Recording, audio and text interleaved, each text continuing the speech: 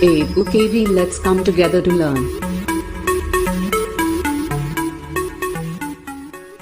Welcome to our YouTube channel EduKV. Today we shall discuss about second chapter of class 11 biology, biological classification. In this chapter we shall be able to learn about the systems of biological nomenclature. Then we were discussing about the salient features and the classification of monoron, protista, fungi and etc. Okay, so let's start the topic one by one. First one is the biological classification. Biological classification means the process of grouping living organism into convenient categories based on simple characters. On the basis of the simple character, मतलब हम उनके simple character के आधार पे we were going to divide the whole groups into convenient categories and it is known as biological classification. तो ये जो biological classification था, actually इसके अंदर कुछ चीज़ें और भी जाननी है. Initially, habit or morphological features. These are the 2 points, habit and morphological features were used on the basis of classification.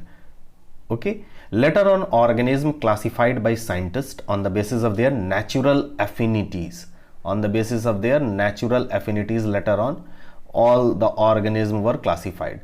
After Darwin's work, okay, after Darwin's work, they classified on the basis of evolutionary tendencies and or phylogeny. Types of system of classification have been categorized. First one is the artificial system of classification. Artificial system of classification. Second one is the natural system of classification. Third one is the phylogenetic system of classification. Okay, artificial, natural and phylogenetic system of classification. इसमें सबसे पहला जो हमारा artificial classification system है, it was based on morphological characters. ये जो artificial system of classification था, ये हमारा मॉर्फोलॉजिकल कैरेक्टर्स के आधार पर बेस्ड था. इसको फर्स्ट ऑफ ऑल एक साइंटिस्ट थे जिनका नाम था Theophrastus. proposed artificial system of classification on the basis of habit. He classified around 480 plants into 4 groups such as herbs, shrubs, undershrub and trees. इन्होंने 4 ग्रुप में बांटा, herbs, undershrub, shrubs and trees. फिर उसके बाद एक साइंटिस्ट आए Aristotle, जिन्होंने 2 group में डिवाइड किया था. पहले anaima and enaima. Anaima means invertebrates with no RBC, enaima vertebrates with red blood cell. इस तरीके से ये सिस्टम ऑफ क्लासिफिकेशन हमारा आर्टिफिशियल रहा. इसमें 2 साइंटिस्ट का नाम मेन है. पहला है थियोफ्रास्टस और सेकंड हमारा जो नाम लिया गया है वो लिया गया है अरिस्टोटल का. ठीक है, अब हम सेकंड मेजर टाइप लिए हैं सिस्टम क्लासिफिकेशन का, जिसे हम बोलते हैं नेचुरल सिस्टम ऑफ क्लासिफिकेशन. ये भी हमारा क्या होता है, नेचुरल एफिनिटीज के अकॉर्डिंग ही काम करता है. नेचुरल सिस्टम भी जो ऑर्गेनिज्म है उनकी जो एफिनिटीज है, मीन्स सिमिलैरिटीज है, नेचुरल एफिनिटीज हैं, उनके अकॉर्डिंग ये डिवाइड किया जाता है. इसके अंदर बहुत सारे टैक्सोनॉमिक कैरेक्टर्स बनाए जाते हैं ऑर्गेनिजम्स के, उस हिसाब से इनको ग्रो किया जाता है. इसमें सबसे बेस्ट है बेंथम एंड हुकर्स क्लासिफिकेशन. ये जो क्लासिफिकेशन है ये सबसे बेस्ट है. ये आपके एनसीईआरटी सिलेबस में नहीं दिया हुआ है. ये competitive examination point of view से मैं आपको थोड़ा सा इनका ब्रीफ डिस्क्रिप्शन दिए जा रहे हैं. उसके बाद हमारा जो सिस्टम आता है थर्ड वन, उसे हम बोलते हैं फाइलोजेनेटिक सिस्टम ऑफ क्लासिफिकेशन. ये जो फाइलोजेनेटिक सिस्टम है, इसमें जैसा टर्म है फाइलोजेनेटिक मीन्स इवोल्यूशनरी हिस्ट्री. मतलब कोई ऑर्गेनिज्म कैसे इवॉल्व हुआ है इस धरती पे, उसकी हिस्ट्री के अकॉर्डिंग हम क्लासिफाई करेंगे. और ये जो टर्म था फाइलोजेनी, ये हमारा लमार्क ने कॉइन किया था। और ये जो सिस्टम्स होते हैं वो फाइलोजेनेटिक रिलेशनशिप के आधार पे काम किया कि कैसे फाइलोजेनेटिक रिलेशनशिप काम करते हैं। इनके अंदर हमारे फाइलोजेनेटिक सिस्टम्स को हम क्लैडिस्टिक्स भी कहा जाता है। क्लैडिस्टिक्स, फाइलोजेनेटिक सिस्टम को क्लैडिस्टिक्स भी कहते हैं। That means systematic classification based on evolutionary relationship.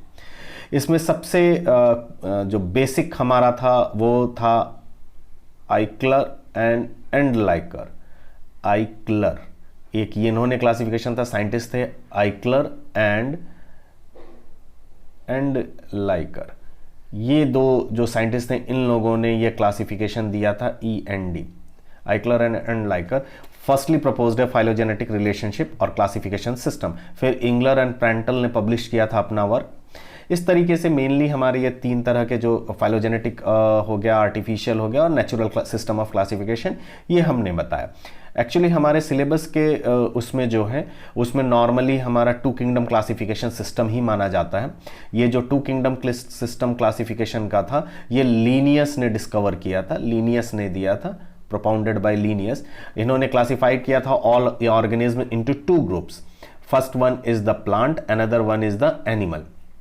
तो प्लांट के बारे में हम ये जानते हैं कौन कौन से कैरेक्टर्स हमको ध्यान देने होंगे। किंगडम प्लांटी और किंगडम एनिमिलिया के ग्रुप में डिवाइड किया था on the basis of certain characteristics. ये दोनों लिविंग ऑर्गेनिज्म है, प्लांट भी और एनिमल भी, लेकिन इनके सर्टेन कैरेक्टरिस्टिक्स हैं, उनके आधार पर इनको डिवाइड किया। से for example locomotion, locomotion on the basis of locomotion plant और एनिमल को जब डिवाइड किया गया तो प्लांट को लोकोमोशन इनमें एब्सेंट होता है, एनिमल में होता है due to the presence of cell wall. अगर मान लीजिए सेल वॉल के आधार पे हमने डिवीजन किया तो इनमें प्लांट के अंदर प्रेजेंट होता है, एनिमल में एब्सेंट होता है। Mode of nutrition, mode of nutrition की बात करें तो ये यूजुअली ऑटोट्रॉप्स होते हैं प्लांट और ये हिट्रोट्रॉप्स होते हैं। 2 सिस्टम क्लासिफिकेशन था, बाद में लीनियस ने इन्होंने बताया 2 किंगडम क्लासिफिकेशन के अंदर इन्होंने इसको कई डिफरेंट ग्रुप्स में डिवाइड किया, जैसे प्रोकैरियोट और यूकैरियोट, इन दोनों को उन्होंने एक ग्रुप में मान लिया, ग्रुप टुगेदर। ये इसकी सबसे बड़ी डीमेरिट कह सकते हैं या शॉर्ट कमिंग्स कहते हैं 2 किंगडम क्लासिफिकेशन का। क्या है? Unicellular and multicellulars have been placed in both the kingdoms though they have different organisation.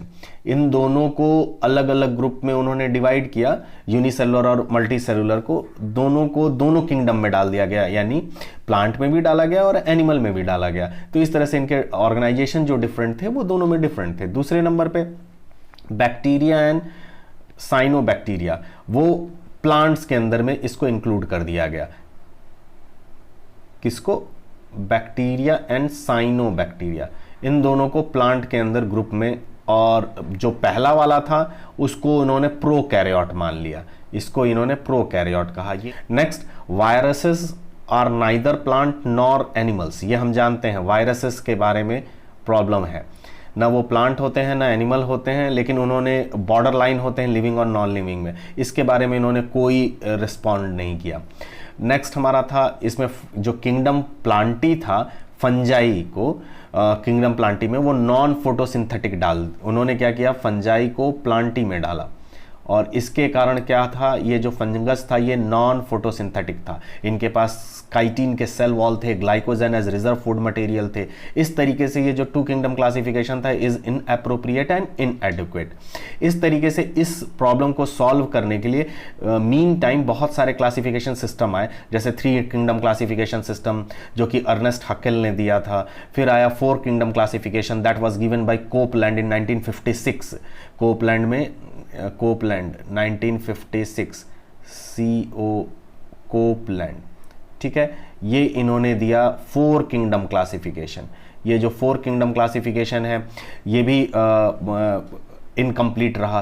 फिर उसके बाद सबसे ज़्यादा जिसको फेमस हुआ वो था हमारा 5 किंगडम क्लासिफिकेशन, और ये जो 5 किंगडम क्लासिफिकेशन है ये हमारा रॉबर्ट विटाकर ने दिया था, R.H. Whittaker, in the year 1969, sorry here 59 written 69 इसको। इसके बाद ये एक फाइलोजेनेटिक सिस्टम था। फाइलोजेनेटिक सिस्टम मैंने बता चुका है, इवोल्यूशनरी रिलेशनशिप को स्टडी करने के आधार पर इन्होंने ग्रुप में डिवाइड किया। इसके अंदर क्या होता है, सबसे पहला देखा कम्प्लेक्सिटी ऑफ सेल स्ट्रक्चर। इस आधार पे इन्होंने प्रोकैरियोट और यूकैरियोट में डिवाइड किया। प्रोकैरियोट्स कौन से होते हैं? जिनके अंदर सेल स्ट्रक्चर की कॉम्प्लेक्सिटी मिनिमम होती है। यूकैरियोट मल्टीसेलुलर को कहा जाता है। Body organisation again unicellular and multicellular, that means इनमें मान लीजिए थैलस टाइप का ऑर्गेनाइजेशन है, इनके अंदर पूरा हमारा इंडिविजुअल लेवल का ऑर्गेनाइजेशन है। देन मोड ऑफ न्यूट्रिशन में हमें मालूम है इन्होंने डिवाइड किया, ऑटोट्रॉपिक होते हैं, कुछ हिट्रोट्रॉपिक होते हैं और कोई होलोजोइक टाइप का मोड ऑफ न्यूट्रिशन भी पाया जाता है।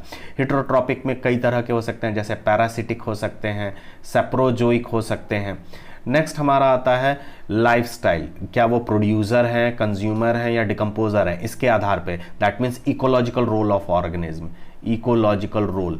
देन फाइलोजेनेटिक रिलेशनशिप के अंदर पे, जैसे ये सारे जो किंगडम्स हैं वो कैसे रिलेट करते हैं। सबसे इनिशियली हमारा किंगडम मोनेरा आया, then Protista, kingdom Monera first, Protista second, Fungi third, Plantae fourth and Animalia is the fifth one. तो अब किंगडम मोनेरा की जो बेसिक कैरेक्टरिस्टिक्स थी वो ये थी कि इसमें प्रोकैरियोट और यूनिसेलुलर होते हैं। प्रोटिस्टा की जो मेन हमारी कैरेक्टर हैं वो है eukaryote and unicellular. Protista example is amoeba. Kingdom fungi की जो सबसे इंपॉर्टेंट कैरेक्टरिस्टिक है वो ये है कि ये मल्टीसेलुलर तो होते हैं लेकिन they are eukaryotic. Then kingdom Plantae multicellular and eukaryotic, kingdom Animalia multicellular and eukaryotic. यहाँ से यहाँ तक यूकैरियोटिक के हैं और ये दोनों प्रोकैरियोटिक या ये कह सकते हैं कि यूनिसेलुलर ऑर्गेनिज्म के अंदर लिया जाता है। इसमें अब थोड़ी सी इस सिस्टम के 5 किंगडम क्लासिफिकेशन सिस्टम जो था इसमें भी कुछ प्रॉब्लम थी। इसमें प्रॉब्लम ऐसा था कि एक्चुअली इन्होंने जो भी डिवाइड किया, ये ग्रुप बनाया, इसके लिए ये बातें कही गई कि इनमें मेरिट्स भी थे, कुछ डिमेरिट्स भी थे। मेरिट्स ये थी कि 5 किंगडम क्लासिफिकेशन के अंदर जो फंगस था यानी कि जो फंजाई था वो सेपरेट किया गया प्लांट से। देखिए प्लांट वो पहली बार में 2 किंगडम में प्लांटी में रखा गया था, अब एक सेपरेट ग्रुप बना दिया गया प्रोटिस्टास की अपेक्षा और इसे एक किंगडम बना दिया गया। अब प्रोकैरियोट्स और यूकैरियोट्स जो हैं वो स्पेसिफिक अलग अलग हैं। ये एक सबसे अच्छी चीज़ होगी, प्रोकैरियोट को अलग ग्रुप में रखा गया है और यूकैरियोट को अलग ग्रुप में रखा गया। इसके कुछ डीमेरिट्स हैं, डीमेरिट्स भी ध्यान दीजिए। डीमेरिट्स में क्या है, इसके अंदर अगेन वायरस की पोजीशन क्लियर नहीं थी। दूसरे नंबर पे इसमें जो एल्गी था वो हमारा मोनेरा के अंदर भी रखा गया है, प्रोटिस्टा के अंदर भी रखा गया है और प्लांटी में भी ग्रुप में डिवाइड किया गया था। और थर्ड हमारा प्रोटिस्टा एक आर्टिफिशियल ग्रुप बनाया गया, ठीक है, इज एन आर्टिफिशियल ग्रुप। इस तरीके से हम कह सकते हैं कि 5 किंगडम क्लासिफिकेशन को आगे बढ़ाया गया और उसके बाद फिर फर्दर अलग अलग डिफरेंट तरह के कई सारे किंगडम ऑफ क्लासिफिकेशन आए। जैसे 1969 तक तो ये हो गया, फिर 1982 में हमारा 6 kingdom classification grey and do little ने किया था, फिर डोमेन सिस्टम के अंतर्गत इनका किया गया। अब हम आते हैं किंगडम मोनेरा के ऊपर, स्पेसिफिकली इंडिविजुअल जो 5 किंगडम क्लासिफिकेशन था उसका पहला किंगडम मोनेरा, और इसके अंदर हम बैक्टीरिया को लेते हैं, इसको हम डिफाइन कर सकते हैं। सबसे पहली चीज kingdom Monera, example is bacteria. सबसे पहले ये जो किंगडम मोनेरा था ये कोपलैंड ने 1956 में इसको ग्रुप में बनाया था, जिसमें सारे प्रोकैरियोट्स को इन्होंने ग्रुप किया। वो 4 किंगडम क्लासिफिकेशन दिया था कोपलैंड ने, उन्होंने इसको बनाया। फिर इसके अंदर कई तरह के कैरेक्टरिस्टिक्स आए। सबसे पहली चीज ये कि ये हैबिटेट इनका होता है omnipresent. Omnipresent means they are present everywhere, हर जगह ये पाए जाते हैं। ये ग्रुप किए जाते हैं 4 ग्रुप में, ठीक है। First one is the कोकस, that means spherical. Second bacillus, rod shaped. Vibrio, comma and spirillum, spiral shaped. इस तरीके से हम ये 4 इनके ग्रुप बना सकते हैं। मोड ऑफ न्यूट्रिशन के आधार पर ये ऑटोट्रॉफ है या हिट्रोट्रॉफ के अंदर इनको डिवाइड किया जाता है। किंगडम मोनेरा में हम आर्की बैक्टीरिया ले सकते हैं, यू बैक्टीरिया ले सकते हैं, माइकोप्लाज्मा ले सकते हैं। इन सबों के अलावा अगर कंपटीशन पॉइंट ऑफ व्यू से देखें तो कुछ पॉइंट्स हमारे लिए बहुत इंपॉर्टेंट होते हैं। सबसे पहला इंपॉर्टेंट होता है सेल वॉल।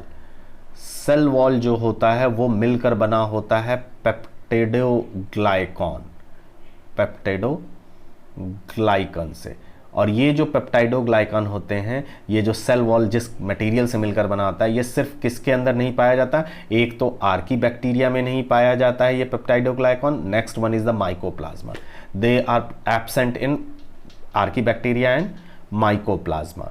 फिर उसके बाद इसके अंदर जेनेटिक मटेरियल की बात करें अगर हम, तो जेनेटिक मटेरियल जो होता है वो नेकेड डीएनए होता है। It is the important characteristic of prokaryotic cell.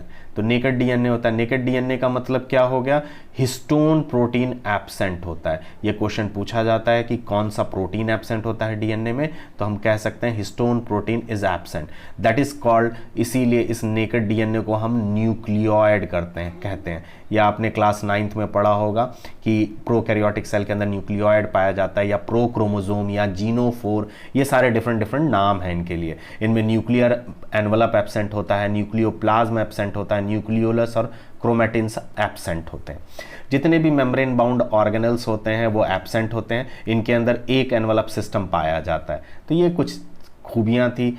एक और हमारा इंपॉर्टेंट कैरेक्टरिस्टिक है 70s type of ribosomes are presents. फिर इनके अंदर न्यूट्रिशन जो होता है ऑटोट्रॉपिक हेटरोट्रॉपिक इस तरीके से हो सकता है।